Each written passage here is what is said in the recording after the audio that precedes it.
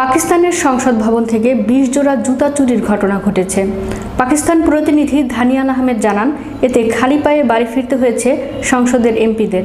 সম্প্রতি এক প্রতিবেদনে এই খবর জানিয়েছে পাকিস্তানি সংবাদ মাধ্যম। প্রতিবেদন থেকে জানা যায়, শুক্রবার পাকিস্তানের সংসদ চত্বরে থাকা একটি মসজিদে এই জুতা চুরির ঘটনা ঘটে। ওই দিন জুমার নামাজ পড়তে মসজিদে ঢুকেছিলেন সংসদ সদস্য, সাংবাদিক ও সরকারি কর্মকর্তারা। নামাজ শেষে দেখলেন তাদের জুতা গায়েব। অনেক খোঁজাখুঁজির পরেও নিজেদের জুতা না পেয়ে অবশেষে খালি পায়ে ঘরে ফিরতে হয়েছে তাদের। কড়া নিরাপত্তায় ঘেরা সংসদ চত্বরের মসজিদ থেকে অন্তত ২০ জোড়া জুতা চুরির ঘটনা নিয়ে পাকিস্তানে চলছে বিতর্কের ঝড়। জুতা চুরির সময় দায়িত্বপ্রাপ্ত নিরাপত্তা কর্মীদের অনুপস্থিতি থাকায় পরিস্থিতিকে আরও জটিল হয়েছে। পাকিস্তানের জাতীয় পরিষদের স্পিকার সর্দার আয়াজ সাদিক এই ঘটনায় তীব্র ক্ষোভ প্রকাশ করেছেন। সংসদের নিরাপত্তা ব্যবস্থার ত্রুটি অনুসন্ধানে সূক্ষ্ম তদন্তের নির্দেশ দিয়েছেন তিনি।